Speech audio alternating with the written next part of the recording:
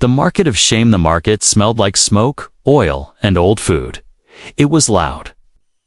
Full of shouting voices and alien languages, merchants called out to travelers, offering tools, spices, even pets. But in one corner of the market, there was only silence. She sat alone on the cold metal floor, her arms wrapped around her legs. Her head down, her skin was covered in thick layers of dirt. And her clothes were nothing more than torn rags. No one came near her. People passing by would glance at her and quickly look away. Some whispered cruel things, calling her the dirty one or disease girl. Others laughed, saying she was cursed. Children were pulled away from her by their parents, afraid of touching her shadow, but she didn't move, she didn't beg. She just sat there, quiet, like she had already given up. Even the flies avoided her. As if she didn't belong in this world then, a human walked into the market. His name was Mason. He was a salvager from Earth, traveling alone with a small ship and a tired heart. He wasn't looking for trouble, just some spare parts for his engine, maybe a hot drink. Mason moved through the market slowly, scanning stalls and ignoring the noise. But as he turned a corner, he saw her. At first, he thought she was a broken statue. Then she lifted her head, just a little. And their eyes met. Her eyes, under all that filth and fear, were glowing, violet, not bright, just soft, like the last light of a dying star. Mason stopped, confused. Why was no one helping her? A shopkeeper nearby noticed his gaze. "Don't go near her," the merchant warned. "She's not worth the trouble." "What happened to her?" Mason asked. "She's some alien castaway, probably dumped from a collector's ship. Sick. Maybe dangerous for sure." Mason didn't like bullies, especially when they hid behind whispers. He stepped forward anyway, ignoring the merchant. The alien girl flinched as he approached, pulling her knees tighter. She looked up at him with those strange, beautiful eyes, full of fear and confusion. "Hey," Mason said gently, kneeling beside her. "You okay?" She didn't answer, just stared at his hands. Waiting for pain, he took off his jacket, slowly, and held it out. The crowd gasped. A few even laughed. "She doesn't understand you," someone said. "She's trash." But Mason didn't care. He placed the jacket on her shoulders, careful not to touch her skin too quickly. To his surprise, she didn't pull away. Instead, she clutched the jacket, her fingers shaking. Tears began to run down her cheeks, carving lines through the dirt. Mason stood and offered his hand. "Let's get you out of here," he said. "No one should be treated like this." She looked at his hand for a long time. Then, slowly, she reached out and placed her hand in his. It was cold, too cold, and fragile like she hadn't eaten in days. But she stood up, using all the strength she had left. The market went quiet. People stared as the human and the dirty alien girl walked away together. Some spat on the ground, others whispered about how crazy he was. But Mason kept walking, not looking back. She didn't say a word. She didn't need to. Her eyes said enough: hope, fear, and something else, something deep. Like a soul that had been buried and was just now remembering it, was alive. When they reached his ship, Mason opened the hatch and helped her inside. She paused at the doorway, looking around like she had never seen a place so clean. Then she stepped in, still holding his jacket tightly. Mason watched her carefully, wondering what he had just brought into his life. He didn't know who she was. He didn't know what she had been through. But he knew one thing for sure. This girl didn't need fear, or shame, or pity. She needed a hot shower. And someone who would treat her like she mattered, and maybe, just maybe, he was the one crazy enough to give her both. Mason guided her gently through the narrow hallway of his ship. She moved slowly, each step heavy, as if her legs didn't trust the floor. The inside of the ship was warm and clean, a sharp contrast to the cold metal of the market. But she still held his jacket like armor, her eyes scanning every corner in silence. He didn't say much. Afraid any sudden words might frighten her again, she followed him into the small bathing room where soft lights glowed on smooth white tiles. A fogged mirror hung over a sink, and a compact shower stood in the corner. Mason reached out, turned the faucet, and steaming water began to pour. She gasped and stepped back, her hand gripping the doorframe. "It's okay," Mason said calmly. "It's just water." He touched the stream to show her it wouldn't harm her. The warmth drifted through the room like a soft breath. She stepped closer, eyes wide, watching the way the water danced and curled. Mason placed a clean towel and a plain shirt on the bench nearby. "I'll wait outside," he said. "Take your time." But before leaving, he paused at the door. "If you need anything, just knock." The door slid shut behind him. He leaned against the wall outside, letting out a long breath. What was he doing? He didn't even know her species, let alone her past. But something deep inside him whispered that helping her was the right thing to do. Inside, the girl touched the water carefully. Then she stepped into the stream, and everything changed. The dirt ran off her body like black rivers, spiraling down the drain. Her skin underneath was a soft pearl gray, like moonlight trapped in silk. She closed her eyes and tilted her head back, letting the warmth wash over her, like she hadn't felt clean in years. Clumps of tangled hair came loose, and her long silver strands began to flow free. Her breathing softened, and for the first time, she didn't look afraid. Outside, Mason waited, checking the food on the table. He heated up some stew and placed it beside 2 cups of water. He didn't know if she could eat human food, but he had to try. He also placed a blanket on the seat, just in case she was cold. Minutes passed. Then the bathroom door opened with a soft hiss. He turned around and froze. She stood in the hallway, wrapped in the towel, her wet hair hanging down like a silver waterfall. Her violet eyes blinked slowly as she looked at him. Her skin, clean now, seemed to glow faintly under the soft ship lights. She looked younger, more delicate, but still strong beneath it all. Mason stepped back, trying not to stare. I made you something to eat," he said, motioning toward the table. She walked slowly, her bare feet silent against the floor. She sat down, hands resting on her lap. Unsure of what to do, he pushed the bowl toward her. "Try it," he said softly. "It's warm." She lifted the spoon awkwardly, mimicking the way he held his. Her first bite was slow, careful. Then she took another, faster. Her eyes lit up with a tiny spark, and she ate the rest without hesitation. Mason smiled, watching her eat with quiet joy. He poured her some water, and she drank like someone who had forgotten what clean water tasted like. Still, she didn't speak, but when she looked at him again, something had changed. There was a flicker of trust, a tiny crack in the wall she had built around her heart. She opened her mouth slowly and said a word. "Kira." Mason blinked. "Kira, is that your name?" "Ah." She nodded once, eyes on his. He smiled warmly. "I'm Mason." She repeated it softly. "Mason, that night." Mason set up a sleeping pod for her across from his own. She curled up under the blanket he had given her. Still holding the shirt he left earlier, he didn't ask questions, didn't push her to speak more. She had taken her first step, and that was enough for now. Before turning out the lights, Mason looked at her one more time.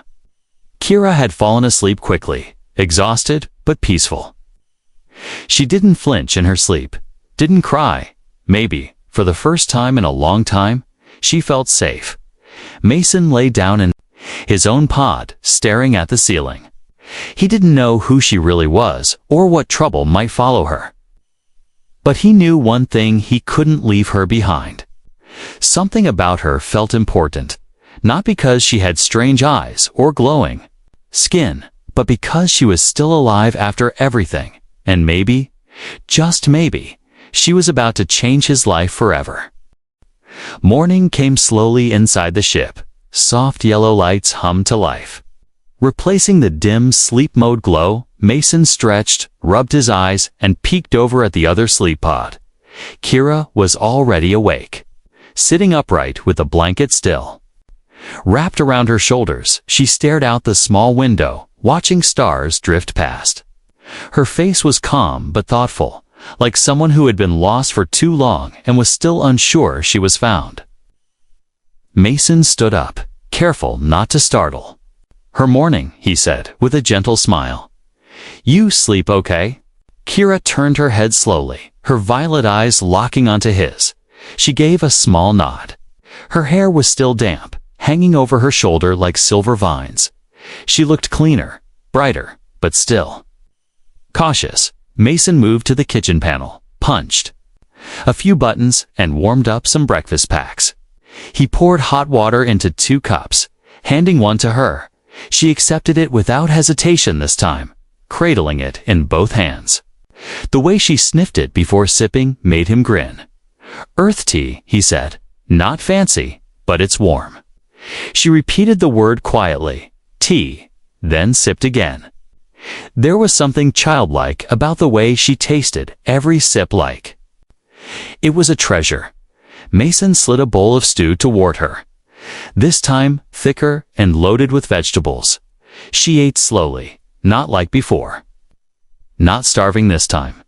Instead, she was paying attention to the flavors. Learning them, he took a bite of his own food and then asked, "So, Kira, where are you from?" She paused, her spoon halfway to her mouth, and then lowered it. For a few seconds, Mason thought she wouldn't answer. But then she placed her hand on the table and drew a shape with her fingertip, a small spiral inside. "A circle home," she said softly. Mason frowned. "I don't know that symbol." She touched her chest. "Natal," he repeated it. "Nettle, your planet." She nodded once, lips tight like the word brought pain. Mason leaned back, thinking he'd never heard of that place, which probably meant it was either destroyed, hidden, or not listed on human maps. He didn't want to press her further. Instead, he reached under the table and pulled out a small device, an old translator cube. "I don't know how good this is with your language," he said, turning it on, "but maybe it'll help." He placed it between them, and the cube pulsed with soft blue light. Kira looked at it with curiosity, then tapped it gently. "Testing," Mason said. And the cube repeated his voice in a soft, robotic tone. Kira tilted her head, fascinated. She spoke again, slowly. "Pain. No more." The cube translated, "I don't want pain anymore." Mason's breath caught in his throat. He swallowed and nodded. "You won't get it here." She stared at him, as if trying to decide if he was lying. Then, quietly, she added, "Mason. Safe." That word hit him harder than he expected. Safe. It wasn't just a word to her. It was a gift, a decision. She had chosen to believe him, even just a little. He smiled. "Yeah. You're safe here, Kira." They ate in silence after that. But it wasn't uncomfortable. Something between them had shifted small. Gentle and real, like 2 broken pieces fitting together without force. After breakfast, Kira began pointing at objects and asking for names. "Cup," she said, then wall, then light. Her voice was soft but eager. Her memory sharp. Mason joined in, repeating words slowly, helping her pronounce them. She even giggled once when she messed up fork and said "fark." Mason laughed too, and the sound made her eyes shine. That gigglet was small, almost scared, but it was the first sign of joy, a real, living spark hidden under layers of fear and silence. Later, Mason showed her the ship's interior. The control room, the storage pod, the tiny engine chamber. Kira followed closely, asking more questions with the help of the translator. He noticed she was quick to learn, quick to observe, but every now and then, her body would tense at the sound of distant ships overhead, or when the engine made a loud click. Mason realized something. She was still afraid someone might find her that evening after checking the ship's logs and scanning nearby frequencies. Mason sat beside her with a serious look. "Kira," he said, "do you think someone's looking for you?" She didn't answer right away. Then she whispered a word that made his blood run cold. "Collectors," the translator pulsed. "Hunters, traffickers, they take what shines." Her hands trembled as she spoke. Mason clenched his jaw. He'd heard stories of the collectors, but never believed them until now. And now he had someone they might be looking for, sitting in his ship. He looked at her. Heart heavy, but steady. "Don't worry," he said. "They're not getting you." Kira stared into his eyes, searching for doubt, but found none. She placed her hand over his, and for the first time, didn't flinch. The ship drifted quietly through open space, far from trade routes, far from eyes. Mason sat in the control chair, staring at the stars, but his mind was full of questions. Who was Kira really? Why were the collectors hunting her? He looked over at her, asleep on the bench, wrapped in a blanket with his jacket folded as a pillow. She seemed peaceful now, but Mason knew that peace was thin as paper. He needed answers, and he needed them fast, so he picked up his old med scanner from the wall shelf, dusted it off, and powered it on. The scanner hummed softly in his hand, glowing with blue light. Mason walked over, kneeling beside Kira. He hesitated, then gently touched her shoulder. "Kira," he whispered, "I need to scan you." She blinked awake, eyes cloudy from sleep, when she saw the device. Her body tensed immediately. "No," she said, shaking her head. "No pain." "It won't hurt," Mason said quickly. "It just checks your health. Nothing more." She looked at the scanner, then at him, for a long moment. She said nothing. Then slowly, she nodded and rolled up her sleeve. Mason held the scanner over her arm and activated it. A beam of light passed over her skin, mapping her body data onto the screen. At first, everything seemed normal: low nutrition, fatigue, dehydration. But then, a red warning flashed across the screen. Mason leaned in, reading carefully. Embedded nanocircuitry detected, foreign tech present in bloodstream. He froze, staring at the words. "What in the stars?" He whispered. The scanner pinged again, revealing a strange symbol coded into her DNA strand. It wasn't just tech. It was a mark, a signature, artificial, rare, and encrypted. This wasn't natural. This wasn't normal. Mason looked at Kira, who sat watching his face closely. "Do you know what this is?" he asked. Showing her the screen, she nodded slowly, eyes darkening. "They made me," she said, voice almost too quiet to hear. "Who?" "Collectors," she whispered. "Made from mix, test, power." Mason sat back, heart pounding. Kira wasn't just a victim. She was a creation, part biological, part machine. "You're enhanced," he said. "Engineered."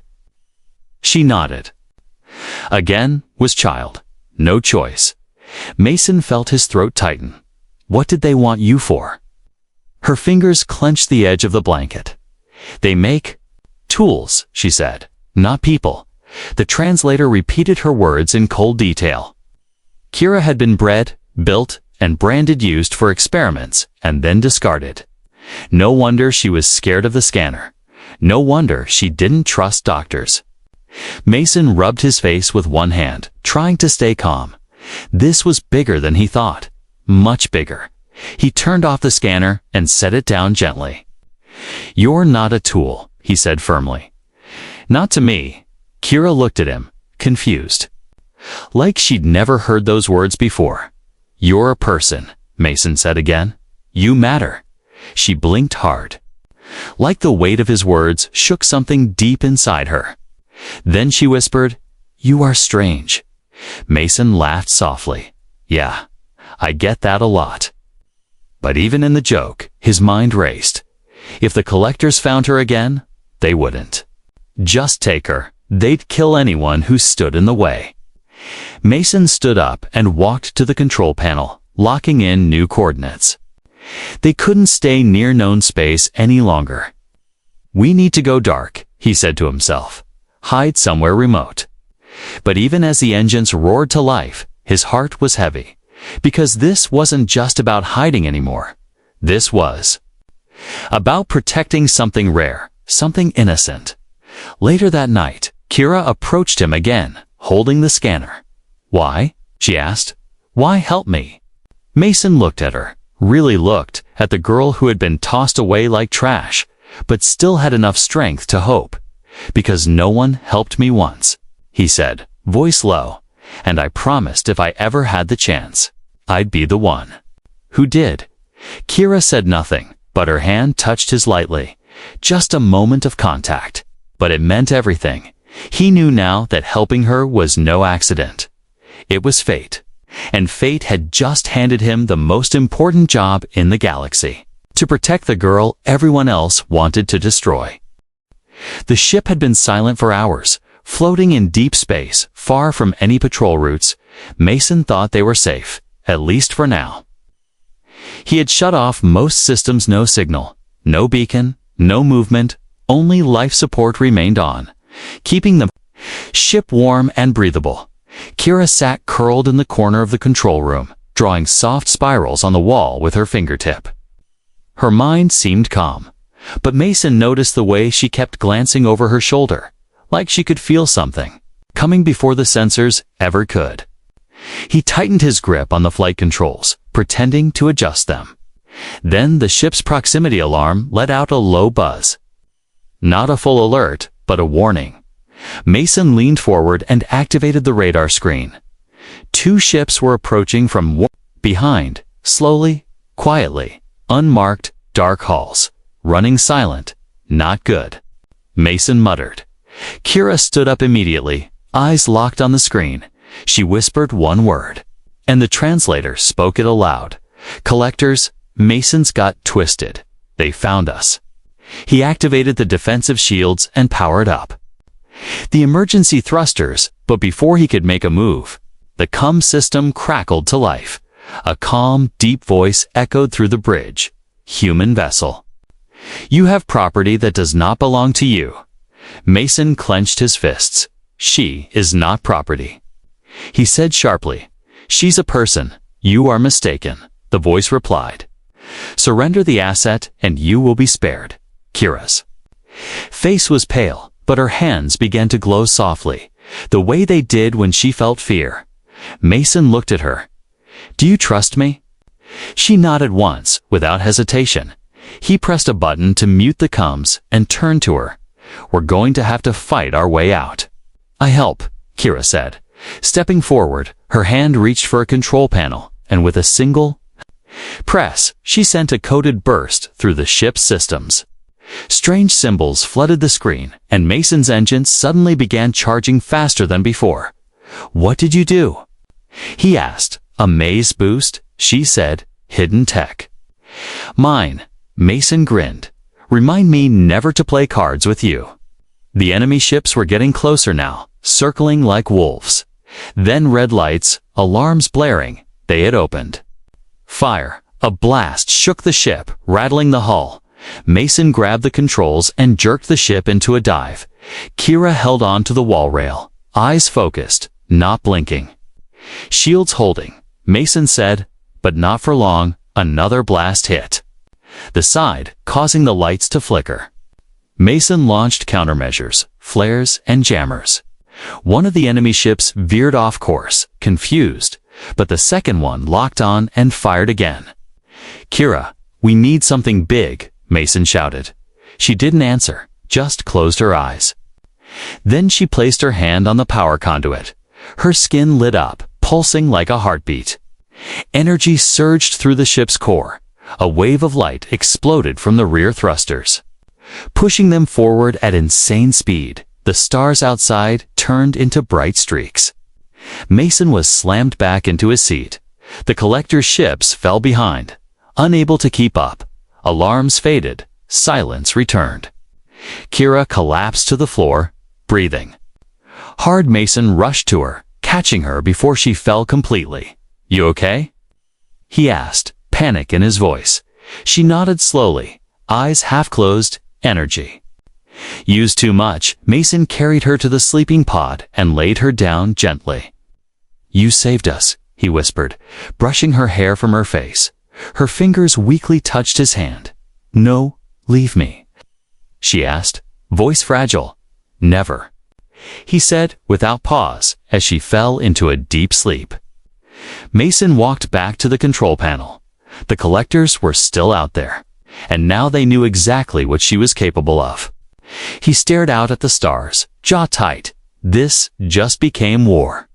He said under his breath he didn't know how many more times they could outrun them. But one thing was certain, Kira was more than anyone had ever told her. More than a weapon. More than a mistake. She was something new, and she was worth fighting for. Mason pulled a blanket tighter around her small frame, then set a new course deeper into uncharted space, where the stars were quiet, and maybe, just maybe, they could find a place to breathe. The ship floated in a silent corner of the galaxy, where the stars shone brighter and space felt endless. Kira slept for hours, her breathing steady, her small body curled under a soft blanket. Mason stayed close, keeping watch, fixing the damage from the last battle, and listening for any sign of the collectors. But as the days passed, the coms remained quiet, and Mason realized they might have a little time to rest. He brought Kira warm food and fresh water, sitting with her in the main cabin while she ate. She looked tired, but stronger than before. For a while, neither spoke much.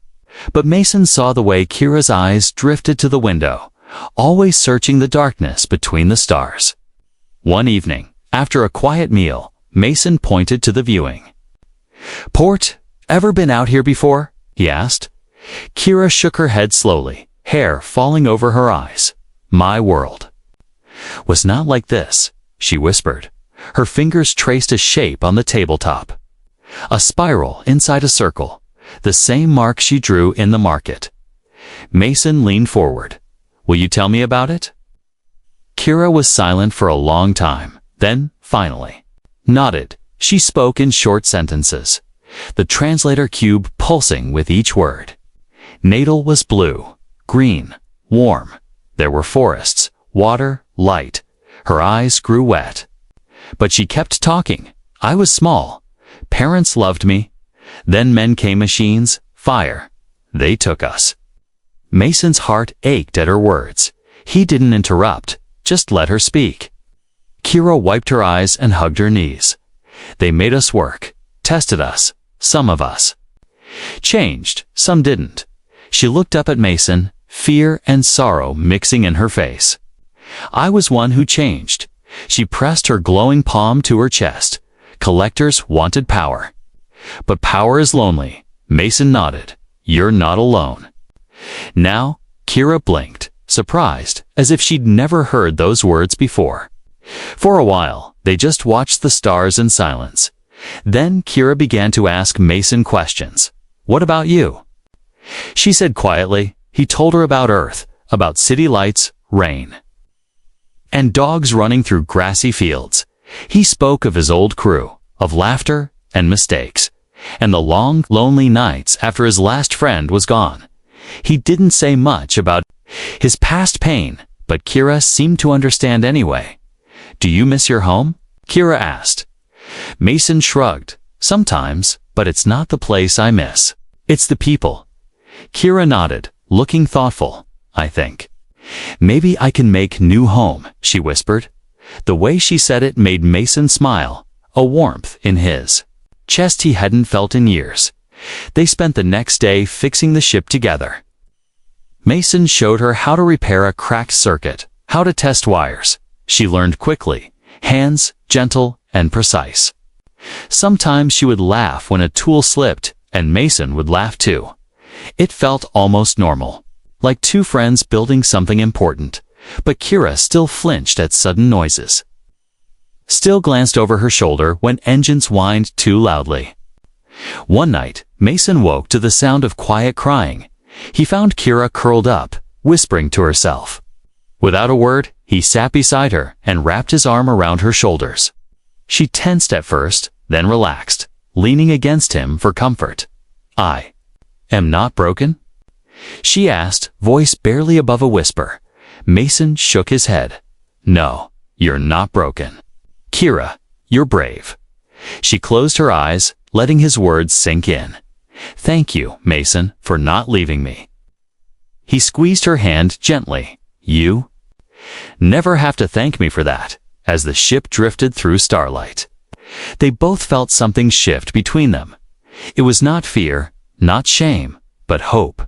Hope that maybe, even in the middle of nowhere, they could build a new beginning. Kira wiped her tears and looked at the stars again. "I want to help others like you helped me," she said softly. Mason smiled. "We can do that together, Kira, one day." And for the first time, Kira let herself dream not of escape or hiding, but of a future where she could belong, where she was more than what the collectors had made her, where she could be herself, clean, strong, and loved. Mason watched her, proud and hopeful. He knew their journey wasn't over, and dangers were still out there, but as long as they faced the stars together, nothing seemed impossible anymore. A new sun rose outside the ship's window, bright orange and gold. Kira sat beside Mason in the control cabin, her eyes wide as she stared at the tiny green moon below them. They had traveled far, crossing silent black space, dodging patrols, hiding from collectors. Now they floated above a place neither had seen before, but both felt hope growing inside their chests. Mason set the ship down in a small valley near a stream. He looked at Kira. "What do you think?" She smiled shyly. "It's beautiful." They stepped outside together, and fresh, sweet air filled their lungs. The land was wild bright moss, blue-leafed trees, flowers that hummed softly in the breeze. No cities, no crowds, no voices whispering cruel words. Only the gentle music of a safe new world. Kira ran barefoot through the grass, laughing as the dew sparkled under her feet. She spun in circles, arms open wide, her silver hair shining in the sun. Mason watched, heart full, remembering how he had first found her curled in the market. So small, so silent, so alone. Now she danced, and her laughter made the whole valley feel alive. They built a home together, small and simple. Mason showed Kira how to make a fire, how to cook fresh food. Kira taught Mason how to listen to the quiet sounds of the moon, how to notice little creatures in the grass. They grew vegetables in a tiny garden and learned the names of strange fruits. Sometimes they explored the hills, mapping rivers and caves. At night, they watched the sky fill with shooting stars. Side by side, Kira was not afraid anymore. She still dreamed of her old world. But the dreams were less dark. Sometimes she cried, missing her family and her home. Mason held her close, telling her it was okay to remember. She was not dirty now, not broken. She was strong and gentle, loved and free. Other ships sometimes passed nearby, but Mason and Kira kept the beacon off if anyone landed by accident. They helped them quietly and sent them safely on their way. They never spoke of the collectors, but both knew they might return one day. Mason had hidden defenses around their home, silent and secret, but most days he let himself relax.